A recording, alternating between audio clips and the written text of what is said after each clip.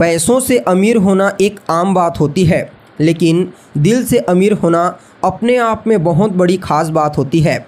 नमस्कार दोस्तों, मैं ज्योतिष आचार्य वासुदेव मिश्रा आपका अपने चैनल भविष्यवाणी पावर ऑफ द लॉर्ड में हार्दिक स्वागत करता हूं।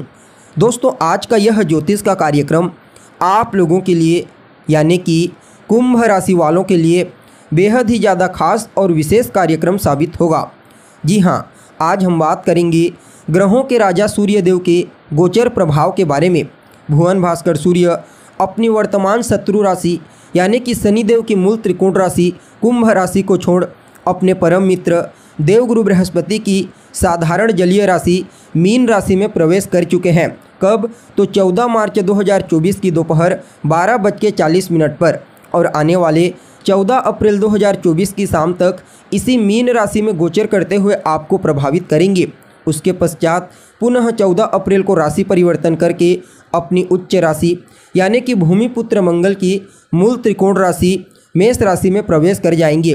तो ऐसे में मान सम्मान, पद प्रतिष्ठा, उच्च सफलता के कारक ग्रह सूर्य अपने परम मित्र देवगुरु बृहस्पति की साधारण जलीय राशि में गोचर करते हुए किस प्रकार से आपको प्रभावित करेंगे।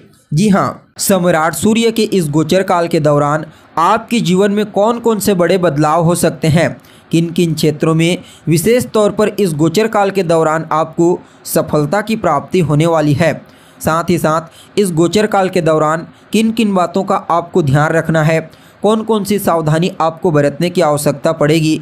इसके अलावा इस गोचर काल के दौरान आपका स्वास्थ्य कैसा रहेगा, आपकी शिक्षा कैसी रहेगी, आपकी लव लाइफ, आपकी मैरिड लाइफ, आपका पारिवारिक जीवन कैसा रहने वाला है।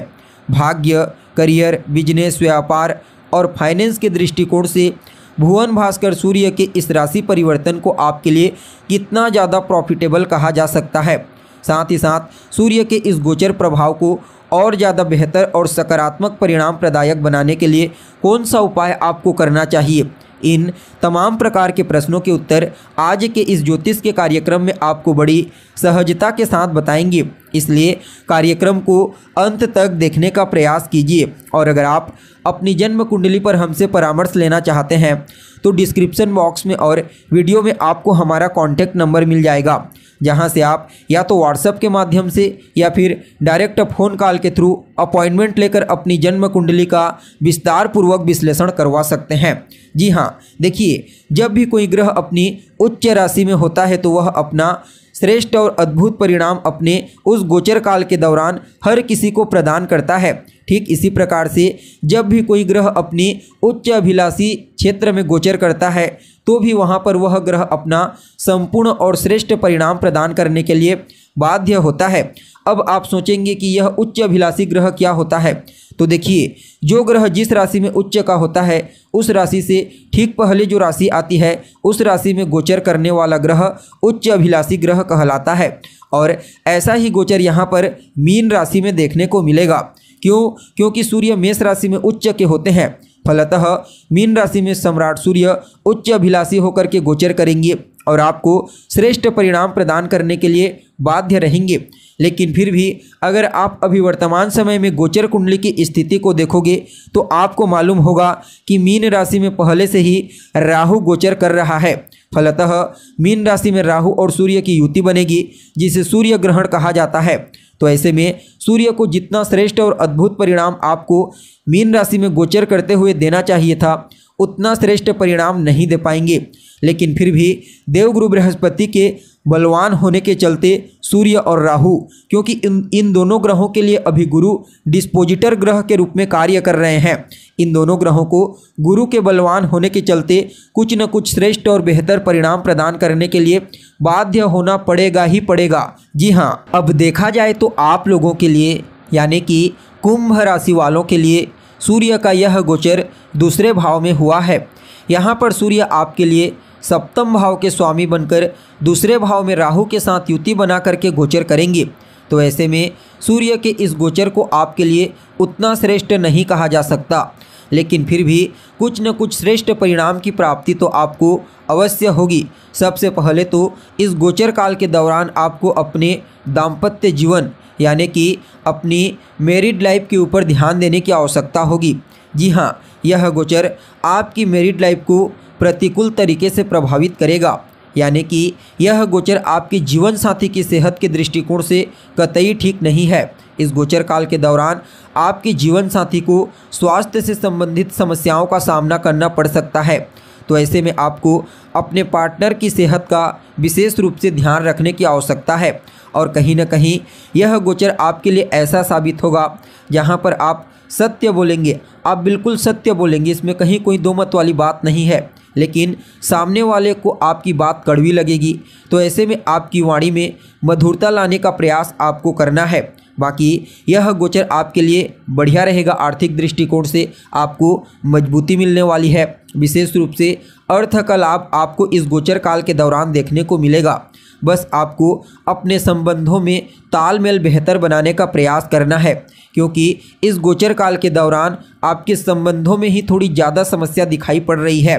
कार्य क्षेत्र में आपको किसी भी प्रकार से कोई बड़ी समस्या का सामना नहीं करना पड़ेगा, लेकिन फिर भी आपको इस गोचर काल के दौरान अपने कार्य क्षेत्र में संतुलन बना करके कार्य करने की आवश्यकता होगी। साथ ही साथ इस गोचर काल के दौरान अपने खान पान, अपने रहन सहन पर भी विशेष ध्यान दीजिए। मद्यपान, मांसाहार से जितना ज़्यादा हो सके दूरी बना लीजिए। मैं कहता हूं कि संकल्प लेकर के छोड़ ही दीजिए, अन्यथा मुसीबतें बढ़ सकती है।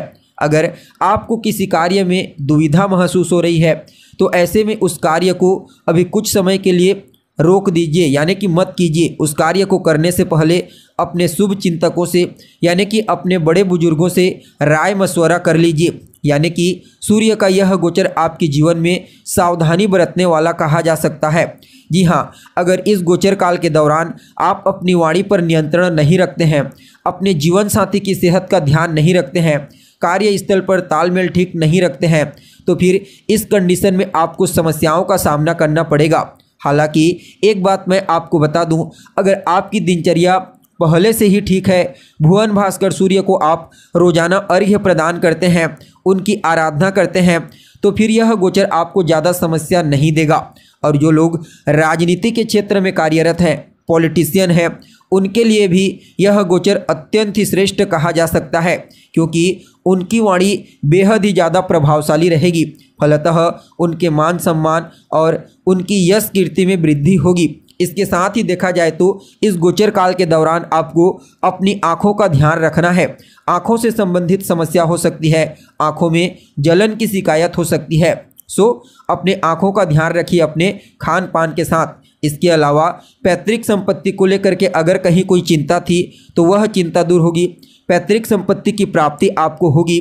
और कहीं ना कहीं देखा जाए तो यह जो समय है आपके जीवन में कुछ नए अवसर आपको प्रदान करेगा।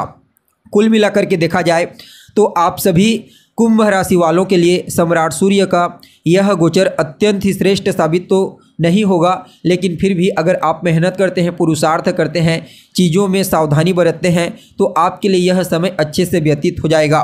रोजाना भुवन भास्कर सूर्य को अर्घ्य प्रदान कीजिए। अर्घ्य देने वाले जल में एक लाल रंग का पुष्प डाल करके उन्हें अर्घ्य प्रदान करें। रोजाना आदित्य हृदय स्तोत्र का पाठ करें और कहीं न कहीं लाल चंदन का तिलक अपने माथे पर लगाइए और सूर्योदय के बाद तक सोने से बचिए। अपने पिता का सम्मान कीजिए, यह गोचर शांति से गुजर जाएगा। तो दोस्तों, कैसी लगी आपको जानकारी? हमें उम्मीद है जानकारी आपको पसंद आई होगी। अगर जानकारी अच्छी लगे तो लाइक करें, शेयर करें और हमारे चैनल को सब्सक्राइब करें। आज के लिए बस इतना ही। फिर मुलाकात होगी एक नए और ताज़ा एपिसोड में। तब तक के लिए आप हमें इजाज़त दीजिए। नमस्कार।